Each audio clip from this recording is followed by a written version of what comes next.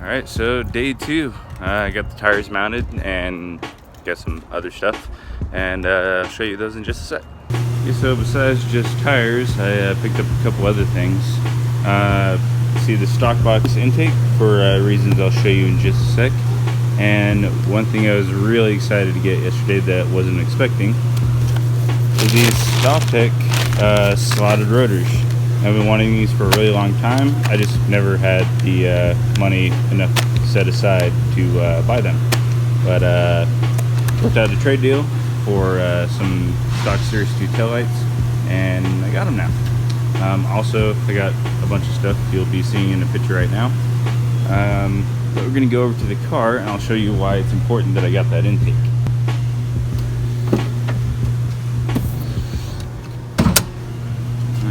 Sticking it there.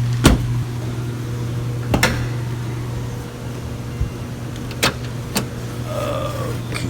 Oh, come on, get up there. There we go. Okay, so when I bought this car, I had this piece of shit K&N hot air intake. And the reason why it's bad that this is here is because this reduces power and it just sucks in hot air. It does nothing more. So this is garbage to me, but I basically traded it straight across for that intake over there. And the dude I traded with said he doesn't care, it reduces power, he just likes the noise and whatever. Oh yeah, they make noise, that's one thing they do, but everything else they don't do. So yeah, if you're looking at buying a brand new intake that's aftermarket, stay away from this one, because this is like 350 bucks right here. If you want an intake that'll actually benefit you that's aftermarket or OEM, go with Mazda Speed, which is the exact same as the AEM intake, which is an aftermarket intake. Let's see, the other one is Racing Beat Revi. Both of them are in the $350, $400 range for brand new. You get them used in like mid 200 range or something like that. But yeah, those have been the only ones to actually add power, which is like 1 to 5 horsepower. But yeah, the aftermarket mods that increase power, they don't really do that much because the engine's already maxed out from the factory. The most you can really squeeze out from a stock Renesis is like 5 to 10 horsepower. That's after intake, full exhaust, ignition upgrades, and tuning. Porting doesn't really give a whole lot. You're pretty much just killing your reliability and fuel economy with porting. But yeah, gonna give me back some stock power donkeys. I might not install that here just because I get charged by the hour, and yeah, that thing's gonna go away. But for now, I'm gonna install these StockTech rotors, and yeah, let's do that now.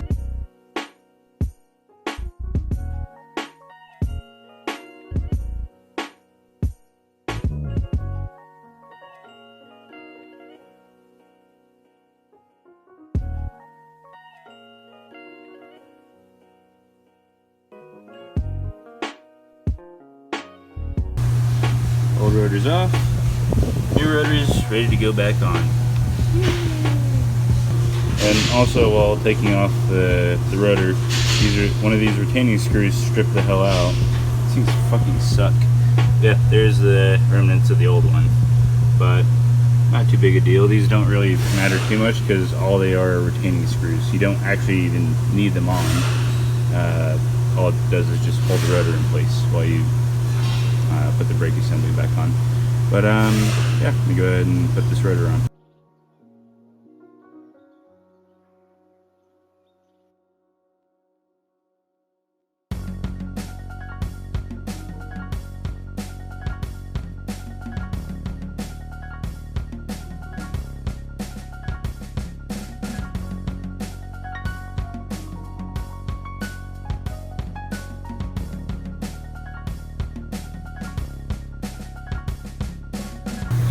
Okay, so first rotor's on, and for some reason it was more of a pain in the dick than I anticipated, and for a surprising reason. this bolt up here and then this bolt down here didn't seem like they wanted to line back up with each other. It was weird, but I got them on. It's on, and I guess I'm not going to be able to put one of those retaining screws back in, because if you look at the stock rotor, it's like there's a bit of a recess in it, and these rotors do not. So I'm just going to leave it like this, which is perfectly fine, because when I bolt the wheel back on, it's just going to be flat, and you know, it's been just fine. So let's get all the other ones.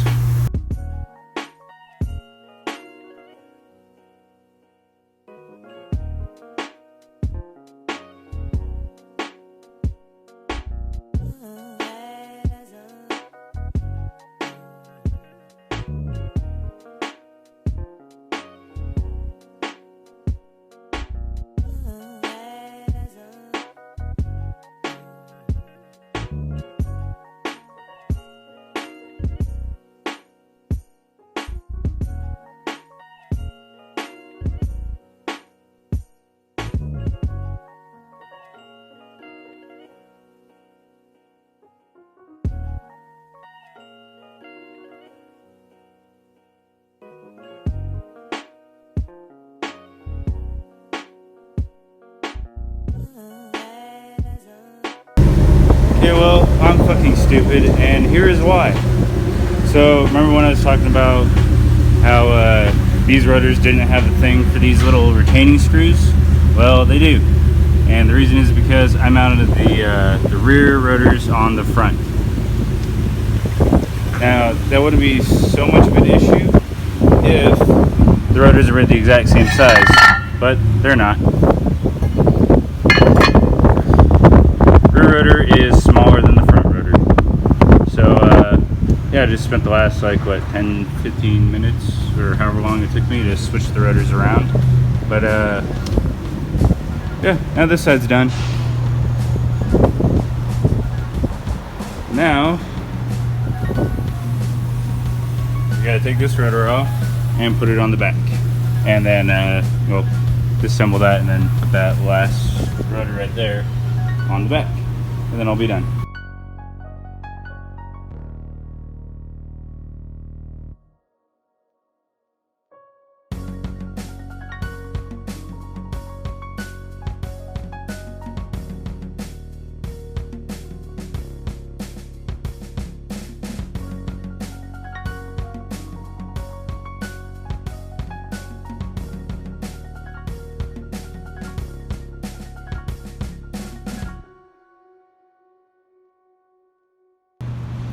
Well, that took me long enough.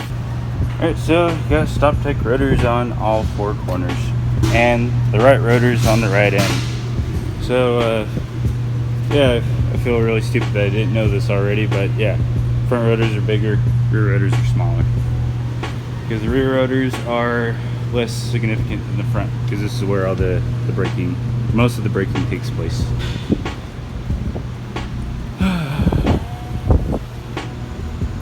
Alright, well, let's see, let's get the wheels back on, and I do still gotta balance this wheel, and then I gotta, is this the bent wheel? Oh, one of them is the bent wheel. Oh, this is a good one. Okay, this one can go back on. It was this one, that's the bent wheel, right there. I gotta find a place nearby that can unbend this wheel. Now, okay, let's go ahead and get these on. And see, when I balance this wheel, I may not be able to do it here perfectly, so I'll have to go find a tire shop that can do that for me to perfection. Because even on the RX-7, one of the wheels I wasn't able to get perfectly balanced because I didn't have the correct weights here, and but I don't really drive that car around a whole lot here, even though it is my daily. So not too big of a deal, but I should probably get that taken care of too.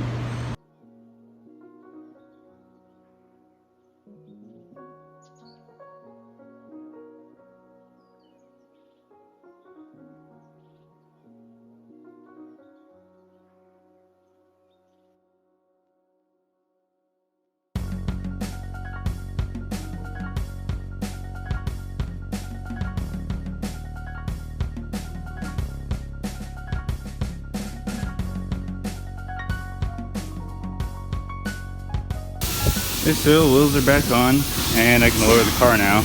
I used the impact to tighten the lugs, just because I didn't bring my torque wrench with me.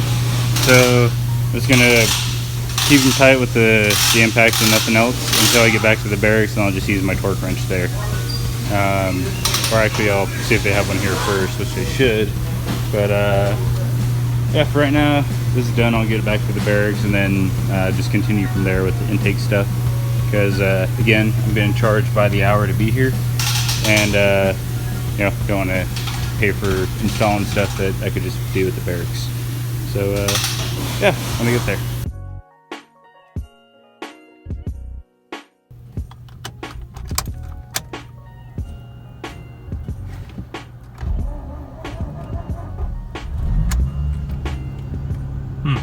That's a little odd. So total was $36.50. That's about what it cost me when I came here and imported those irons. So yeah, between 2 days, 36 bucks. Okay, so before I get back to the barracks, I'm gonna go get something to eat because I haven't eaten today, and it's already noon.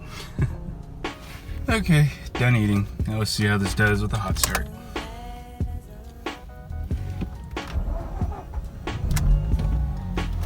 Much better.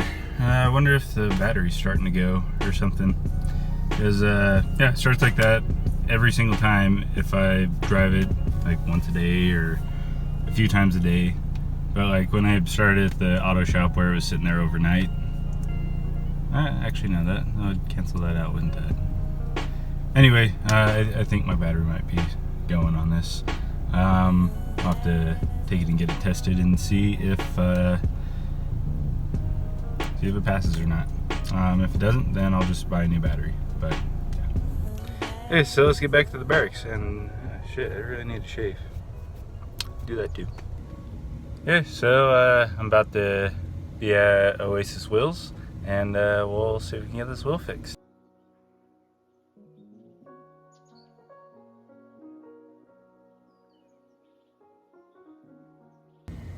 Well, bad news. Apparently they can't fix a bent wheel. Apparently when I said the wheel was bent and it wobbles on the balancer, they were still thinking that it was the rim on either side that was bent, but not the actual wheel or whatever. So if I can't find another place down here, I'm gonna have to get the car back to Utah on one 18-inch wheel and 3 19s, which isn't the end of the world, but it's definitely less than ideal. Still better than a donut. At least I'm not rolling around on a donut on the RX-8. But yeah, let's get back to the barracks and then I'll take care of some other stuff. This just finished installing the stock intake. I may need to get some new screws because this part's metal. It's more suitable for those screws that are in there. And I didn't get the screws that came for the MAF, or go to the MAF. So I need to just go get some that'll screw into plastic, and that should be fine. But we're gonna go ahead and start it up and see how it runs. Also, yeah, that looks pretty bad. But all it has to do is just hold together. That one is a little bit concerning because it's kind of sitting sideways, but we'll see how that does. If it gives me any issues, then I'll figure something else out for it. Also, the MAF was a little bit dirty, so that may explain some of the weird starting issues. Not really issues, but yeah, like that. Could also be ignition or something like that, or could be, you know, just a worn out engine. I don't know. If that's original miles, then I'd say a worn out engine. But yeah, let's go ahead and get out of here. See if you can see or hear any vacuum leaks.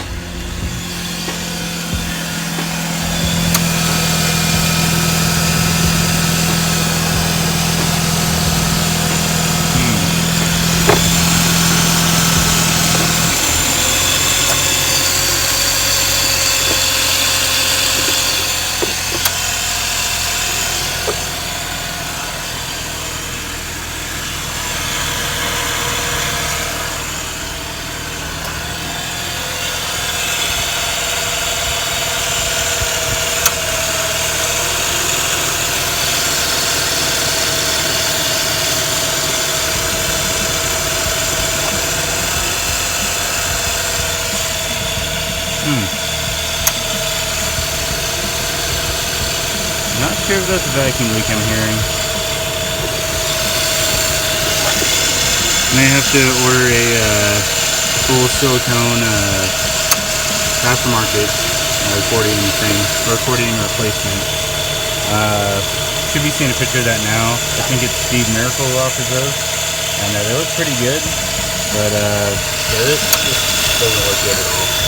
This is just kind of a keep it working type of deal, but I don't know. I'll look into it and go from there. All right, let's try this again.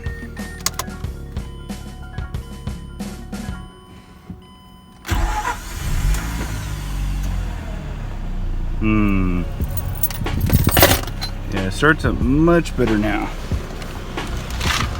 Oh, it's also hot. We've had hot or starting issues. It'd probably be hot start issues. Yeah, I'm not hearing that noise anymore.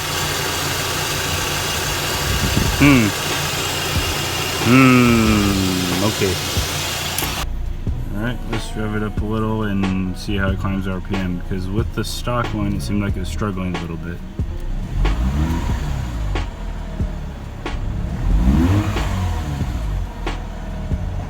Well, it has absolutely zero issues. God damn it.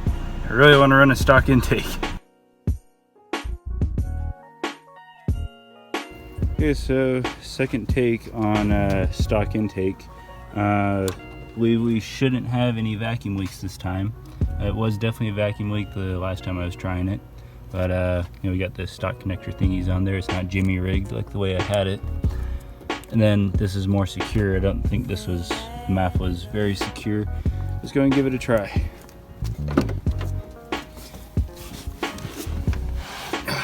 Okay, neutral.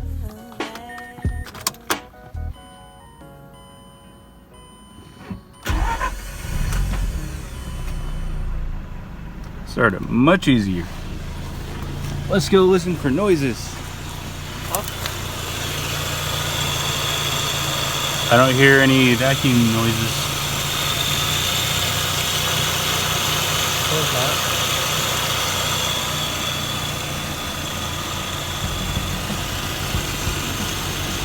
Oh, I'll rev it up a little bit. Or do you want me to? Sure. Just rev it like mid threes or something.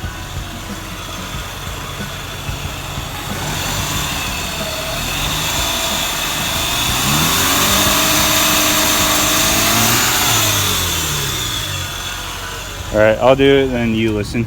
Sure. Oh, shit, sorry.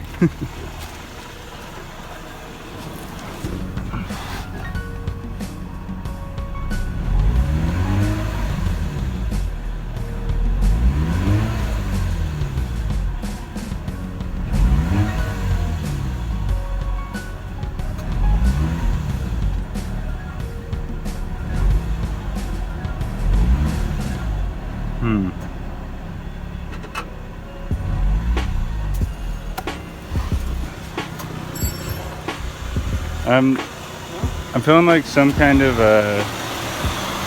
some sort of small hesitation. I don't know what that is.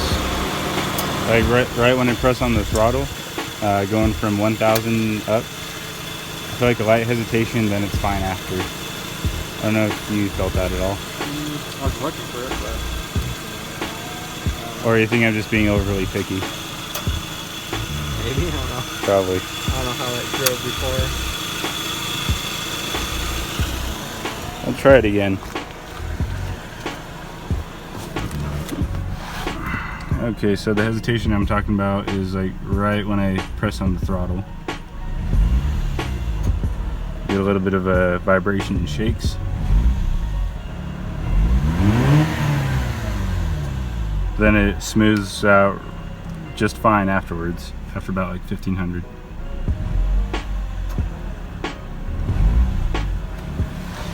Yeah, so it's between 1,000 and 1,500 where that light hesitation is. But it's a super light hesitation. You might have had better throttle response with the K&N, to be honest.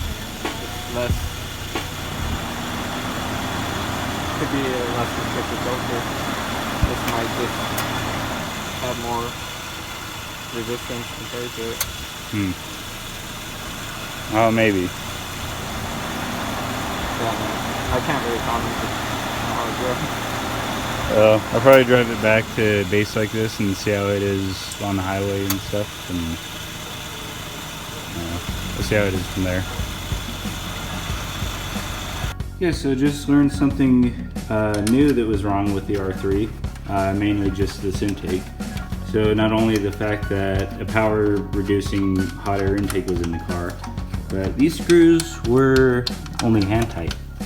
And if we flip it over, I don't know how I didn't notice this before. Well, I do because I never messed with these intakes, but this lip should be on the other side of this. So it's like, you see under here, I don't know if you can see that, but it's under, the lip's underneath here, and it's just sticking out. There was like rocks inside of here, and I don't know if it would have gotten into the intake from there, but yeah, rocks getting into the engine is a big no-no. So yeah, it's a good thing we got the, this isn't the same one, but good thing we got that stock box in there when we did, because yeah, that wouldn't be very fun to blow an engine down here in Texas when I live in Utah. Another reason why these intakes are pretty much shit, this screen doesn't really have anything that holds on very well. This is barely bigger than the hole, and ooh, I am guessing that's supposed to be attached. It's like ripped off. Oh, yeah, it's ripped out of the screw holes. Interesting. Yeah, this screen is barely bigger than this hole, and you know, you can just slide it around like that. There's nothing really holding it solid in place. So that's supposed to catch things like rocks, like I was just talking about a second ago, from going in your intake. But if it just flops around like that, you have a little hole like that or something like that, then shit gets into your engine, and boom, you you know, lose a seal or crack something. You do a lot of damage, and that's not very good. So yeah, don't buy these intakes. Buy AEM or Revi, or just stick with stock. Those are the only proven intakes. Okay, so another issue with this car that I didn't know about till today. So you're driving over to Christian's house, and you're on the way back to base right now. Just constantly driving in fourth gear, it pops out of gear. So yeah, that's a little iffy. And all the other gears, it doesn't seem to do that, but just in fourth gear only. So good thing I have a 19,000 original mile trans back home waiting for this car, but until then I gotta deal with this.